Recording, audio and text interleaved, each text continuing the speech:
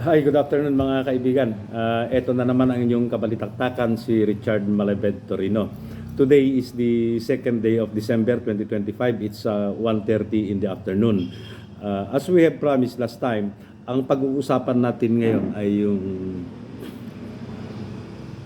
Operation Merdeka na nauwi sa isang madugong Jabida Massacre. Kadugtong nito, nung episode na pinamagatan nating bakit si Marcos ang palaging sinisisi, in reference to the old Marcos, hindi si BBM. Ang pinag-uusapan natin dyan na bakit palaging sinisisi si Marcos, we mean Ferdinand Edralin Marcos. And anyway, pati naman si BBM ngayon, palagi din naman siyang sinisisi sa mga bagay na sa tingin ko, tingin ng karamihan, tingin ng maraming Pilipino ay hindi naman niya kasalanan pero siya yung sinisisi. Okay, ganito. When Ferdinand Edralin Marcos became the president of this republic in 1965, isa sa mga pangunahing gusto niyang resolbahin kaagad ay yung napakalaki, napakalalim, napakalawak na problema diyan sa Mindanao. Yung problema dyan sa Mindanao ay hindi naman laban ng mga kapatid nating Muslim against the armed forces of the Philippines. Hindi yon. Ang gulo talaga dyan noon, ang away talaga dyan is yung mga kapatid nating mga Muslim na Filipino laban dun sa mga settlers, yung mga pumunta doon na galing Filipinos, na galing Luzon, galing Visayas, na nagsettle doon sa Mindanao, brought forth by that Commonwealth Act number 44. Napag-usapan na natin yan noong una kung ano yung Commonwealth Act number 44 na siyang nagdala dyan ng napakaraming Filipino galing sa Luzon at Visayas, at sila yung nagmay-ari. Bandang huli sila yung nagmay-ari ng mga lupa na dati naman pag-aari. Ancestral lands yan ng ating mga kapatid na Muslim, hanggang sa unti-unti dahil naging minorities na lang yung mga kapatid nating Muslim dyan. Mas marami na yung mga galing ng Luzon, mas marami na yung galing ng Visayas. Kaya naging minority sila. Pag nagka-eleksyon, natural ang mananalo yung grupo na mas marami. Kaya nawala na yung mga tribal leaders nila, yung mga lumads nila, lumiit na rin yung mga community nila, yung mga sakahin nila, yung mga bundok nila ay unti-unting napunta ang malaking bahagi niyan sa mga Filipinos na nanggaling sa Luzon at Visayas. Anyway, that was the topic the last time around.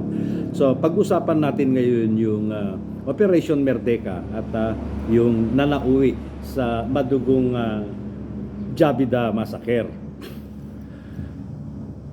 Pag-upo ni Marcos noong 1965, ipinadala niya yung malaking bahagi ng ating armed forces dyan sa Mindanao upang sa ganon magsilbi na peacekeeper as a buffer force, upang sa ganun hindi masyadong maglaban yung mga Filipinong Muslim versus itong mga Filipinos na galing dito sa Luzon at Visayas. So uulitin natin, nung umupo si Marcos, hindi naman talaga ang magkalaban is yung armed forces natin at yung mga kapatid na Muslim natin doon. Ang naglalaban talaga dyan, yung settlers. When we say settlers, yung mga galing yan ng Luzon, galing ng Visayas, pumunta sa Mindanao, at ang kalaban nila, yung mga native, yung mga dinatnan nila, mga kapatid nating Muslim dyan sa Mindanao. Pero, nung nandun na yung malaking bahagi ng ating armed forces, itong mga kalaban ni Marcos naman, meron silang black propaganda. Ito na yung kumbaga, yung black propaganda, pwede nating i-translate ngayon. Ang tawag dyan ay troll. Na ang sinasabi nila, kaya ipinadala ni Marcos doon yung malaking bahagi ng ating armed forces, the Philippine Constabulary and the Philippine Army, ay para supilin yung ipinaglalaban ng ating mga kapatid na Muslim dyan sa Mindanao, na hindi naman talaga yun ang objective. Ulitin ko, ipinadala ni Marcos doon yung malaking bahagi ng ating armed forces, ating mga kawal, ating mga sundalo, upang sa ganon maapula yung palaging inkwentro, yung palaging sagupaan ng mga Filipino Muslims at yung mga Christian Filipinos na nandun sa Mindanao. But because of that propaganda, ang tingin ng mga kapatid natin na Muslim doon, si Marcos ay nagpadala ng mga sundalo doon upang sila ang targetin, sila mga Muslim doon. Kaya sa halip na maging solusyon, yung pagpapadala, solusyon sa problema, yung pagpapadala ni Marcos doon ng napakalaking bahagi ng ating armed forces, lalong lumala yung sitwasyon. Yan ang nagdala kay Marcos sa conclusion na ang solusyon dyan sa problema sa Mindanao ay hindi yung militarization. The armed forces, the military is not a solution to the problem of Mindanao. Nakita niya na hindi rin lang political. Kasi sa ngayon, maski kanino tayo magtanong, yung problem of insurgency, yung problem of rebellion, you cannot solve that by a military solution. Ang kwan dyan is 10% lang. 10% lang yung military dyan. 90% dyan is yung political will. Anyway, hindi yan yung usapan natin. Nung ma-realize ni Marcos na masyado nang malalim yung problema dyan sa Mindanao, masyado nang malawak, hindi na masolve ng ating military, nabuhay uli yung kanyang patriotic side. Naalala na naman niya yung Sabah. Alam niyo yung Sabah, noong panahon ni Diosdado Macapagal, ito din yung panahon na Senate President, si President Edralin Marcos. Noong presidente si Macapagal, naghain siya ng diplomatic claim. I think it's dyan sa United Nations. Diplomatic claim na nagsasabi na gusto namin bawiin yung Sabah kasi sa bahagi ng kasaysayan natin, yung Sabah kasi ay pag-aari dati ng Sultanate ng Sulu. Kung bakit napunta yan sa Malaysia ay ibang usapan yan. Pero tatalakayin din natin yan. So, dyan sa diplomatic claim na inihain ni President Diosdado Macapagal, nothing positive came out of it. So, nung presidente na si Marcos, eto nabuhay uli yung kanyang patriotism. At ang naisip niya, we will take Sabah. We will retake Sabah. Sasakupin natin yung Sabah. Okay. Bakit niya kukunin yung Sabah? On three things. Number one, because of our historical claim. Gusto niyang i-assert yung claim natin mga Filipinos. Kung ano yung atin, kukunin natin by force. That's one. Number two, dati kasi yan, yung pagitan ng Malaysia, Indonesia, at dyan sa Mindanao, particularly dyan sa Tawi-Tawi at Sulu, smuggling route yan. Daanan ng smuggling to Malaysia, Indonesia, Mindanao, and vice versa. Gusto ni Marcos na kunin natin yung Sabah para sa ganun, kontrolado natin yung bahagi ng karagatan na yan, hindi magamit sa smuggling. And third, eto, para ma-address yung problema sa Mindanao. Ganito yon. Nakita ni Marcos kasi talagang one way to solve the problem in Mindanao is ilipat yung mga Muslim brothers natin dun sa Sabah who are not happy and comfortable living with the Christian Filipinos na nanggaling sa Luzon at Visayas. Meron talaga tayong mga kapatid na Muslim dyan na ayaw nila na to live alongside dito sa mga galing Luzon and Visayas. Kasi nga, malalim yung tampo nila kasi naagawan sila ng mga lupa, nawalan na sila ng mga, may mga karapatan silang nawala. Pag-uusapan natin yan sa ibang episode. And so, the plan is, the Philippines will retake, sasakupin natin yung Sabah. Ano yung plano ni Marcos para kunin yan? Okay, number one. It's the Operation Merdeka. Operation Merdeka. Ano yung Operation Merdeka? Ganito yon. Magre-recruit tayo ng mga komando. We will train this commando. And this commando unit will be deployed in Sabah to conduct a sabotage operation.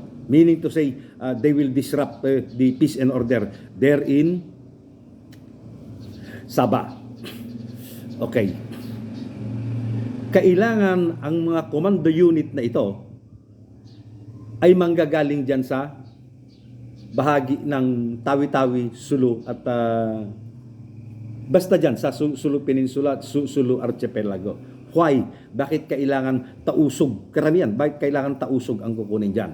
Number one, during that time, yung mga kapatid nating tausog ay in and out, pabalik-balik lang sila ng Sabah and then Mindanao to Sabah, pabalik-balik lang sila dyan. So that pag natapos yung training ng komando na ito, papasok man sila sa Sabah, hindi iyan masyadong halata kasi nga pabalik-balik, in and out yung mga kapatid nating tausog dyan sa Sabah. Number two, the language, the dialect spoken there in Sabah ay yung kagaya nung dialect ng mga kapatid nating tausog na nandyan sa Sulu at nandyan sa Tawi-Tawi. So that pagpunta nila dun sa Sabah para i-execute yung operation nila for sabotage and to disrupt the peace and order in Sabah, maintindihan nila yung mode of communication, yung language, yung dialect ng mga aabutan nila dyan sa Sabah. And third, yung physical feature, yung kasi kung titingnan nyo yung itsura ng mga kapatid natin na taga Sulu, mga kapatid natin na taga Tawi-Tawi, ay it resembles almost perfectly doon sa mga aabutan nilang tao doon sa Sabah. Yun yung dahilan kung bakit ang kailangang i-recruit natin, i-train natin para maging component ng Operation Merdeka ay mga commando units na tausog. Okay. What will be the plan? What will be the plan? Okay, ganito. After the training, this commando unit will be shipped. Dadalhin ng Armed Forces of the Philippines or dadalhin ng Government of the Philippines itong mga komando na ito dyan sa Sabah. And then, they will start the sabotage operation. At pag nagkagulo na dyan sa Sabah, Marcos, the Government of the Philippines, will send in our troops, most likely the Philippine Army, in the pretext na susuportahan natin to protect the interests of the Filipinos living there in Sabah. Yun ang plano uulitin natin. Manggugulo doon yung commando unit na ipinadala ng Government of the Philippines at pag nagkagulo na doon, ipapasok natin yung malaking hukbo natin, most likely the Philippine Army, under the pretext na nandun yung army natin para protektahan yung interest to secure for the safety and security of the Filipinos living there in Sabah. Pero sa totoo lang, yan na yung simula ng pagsakop natin sa Sabah. Pag nandun na yung army natin, yun na yun. Kukunin natin yung Sabah by force. Okay. Dalawa ang concern dyan. Yung military retaliation. Number two, yung diplomatic retaliation. Punta muna tayo dun sa if it will succeed. Kunyari, maging successful yung operation na mag-sabotage yung yung first unit natin, mag-conduct sila ng sabotage and then pag nagkagulo na dun sa Sabah, pupunta yung army natin and then kukunin na natin yung Sabah. Expect na natin yung unang-una, yung diplomatic protest. Alam nyo, dito sa Southeast Asian nation, dito sa Timog Silangang Asia, marami tayong mga kapitbayan, mga kapitbansa na mga Muslim countries. So, asahan natin na pag sinakop natin yung Sabah, which is a part of Malaysia, maghahain sila ng diplomatic protest dyan sa United Nations. Lalong-lalo na yung mga bansa na kasali ng OIC. OIC stands for Organization of Islamic Countries. Napaghandaan na ni Marcos ito. In case na may maghain, may bansa o may mga bansa na maghain na diplomatic protest dyan, may alas si Marcos. Sino yung alas niya na ito? Meron tayong isang napakatalino, napakagaling na diplomat, napakagaling na general. Ito, Tubong Kamiling Tarlac ito. Taga Tarlac. Diyan sa Tarlac ay karamihan dyan, mga Ilocano. Batiin ko kayo na yung bag nga malumi yung amin dito Tarlac, kakabsat. Yung alas ni Marcos na taga dyan sa Kamiling Tarlac, walang iba kundi si Carlos P. Romulo.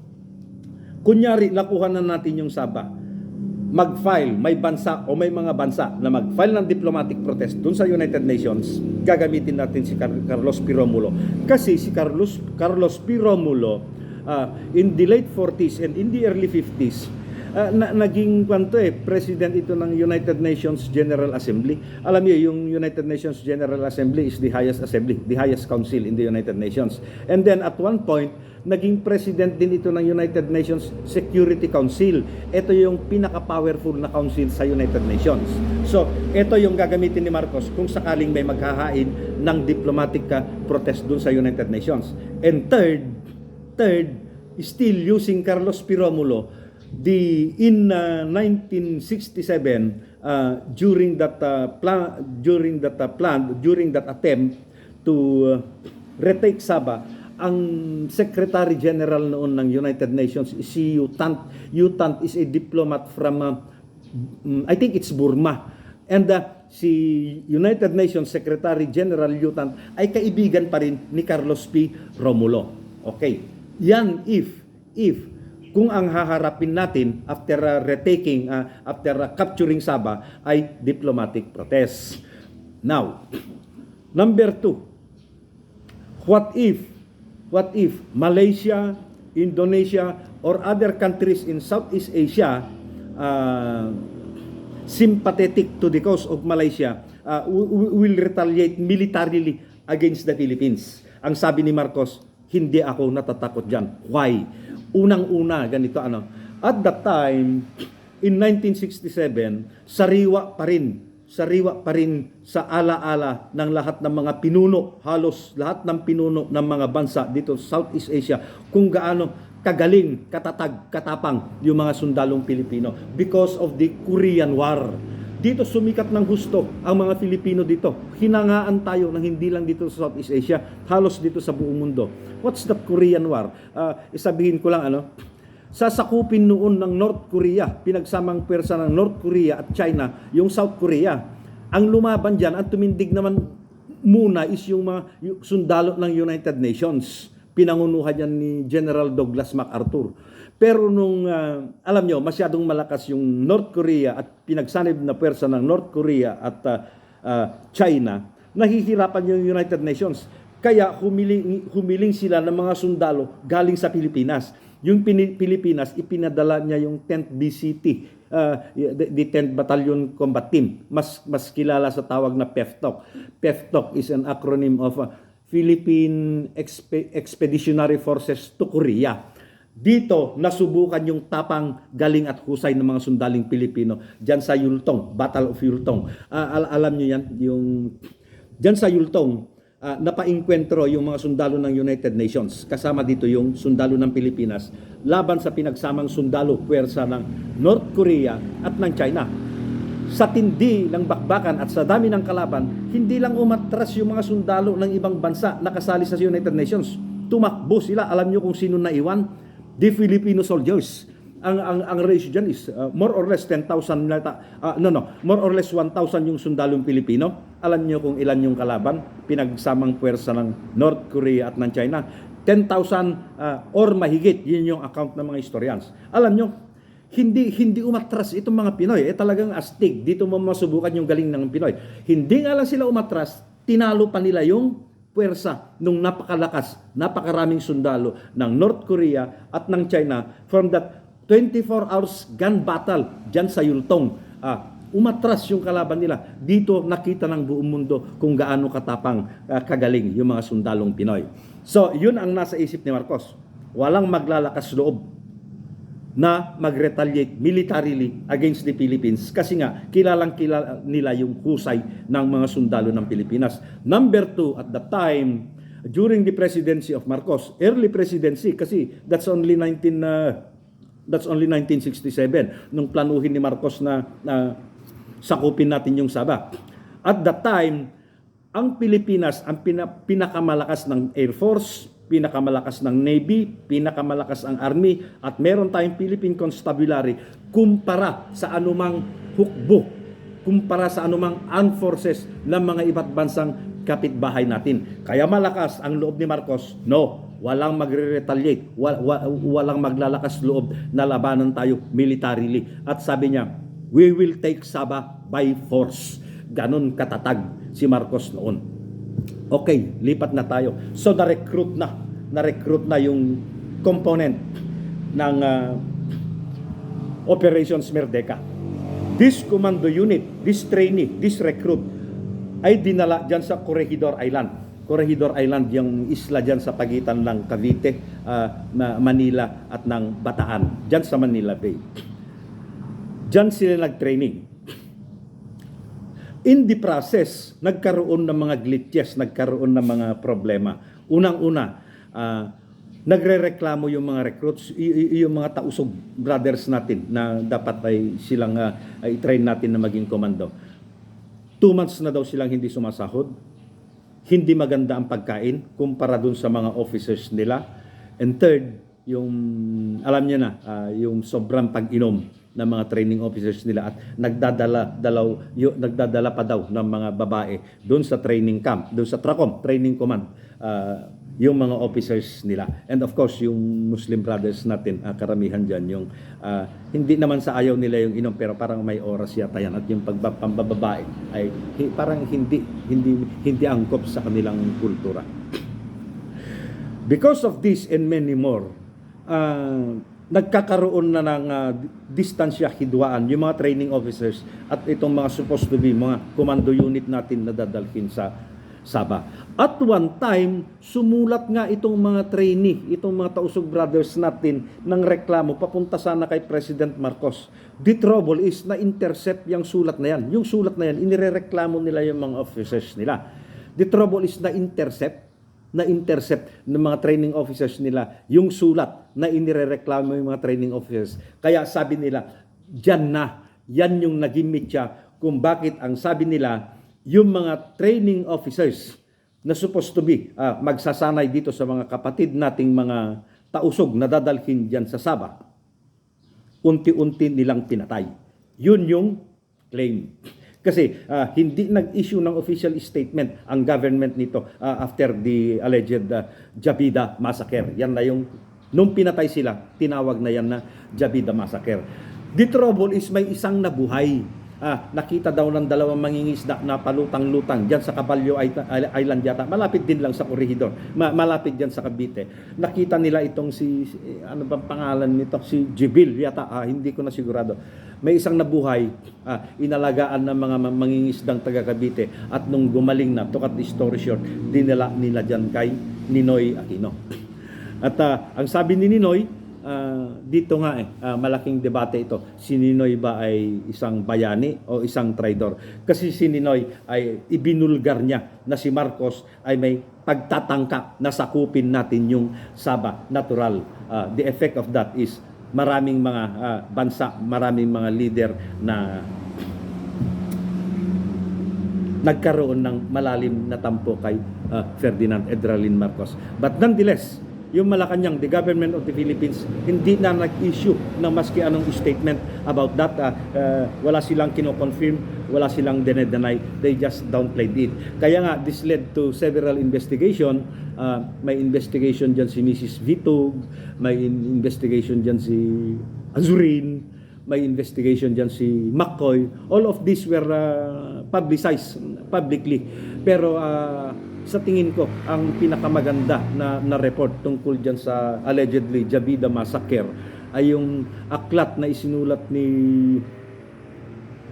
Rigoberto Tiglao. Alam niyo si Bobby Tiglao, aktivista ito. Buong buhay niya yata inilaan niya sa paglaban kay Marcos. Pero alam niyo, in the end, siya yung sumulat ng makatotohanan. Siya yung sumulat ng makatotohanang account tungkol sa ano talaga nangyari diyan sa alleged Jabida Massacre. At alam niyo ang sinabi niya doon, pakana lang talaga, paninira lang ni Ninoy at yung mga kasama niya laban kay Marcos para masira si Marcos hindi lang sa Pilipinas, para masira si Marcos sa imahe ng mga iba't ibang pinuno, pangulo ng iba't ibang bansa dito sa mundo.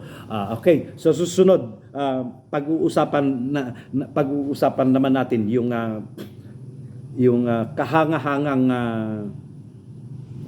pagsali ng mga Pilipinong sundalo diyan sa digmaan diyan sa pagitan ng South Korea at North Korea. So ito yung this is just a brief, parang summary lang ito from good intention na nabuo yung Operation Merdeka. It went wrong kaya naging Jabida Massacre. Itong yung kaibigan si Richard Torino. Sa susunod na talakayan natin, magandang hapon po. Salamat.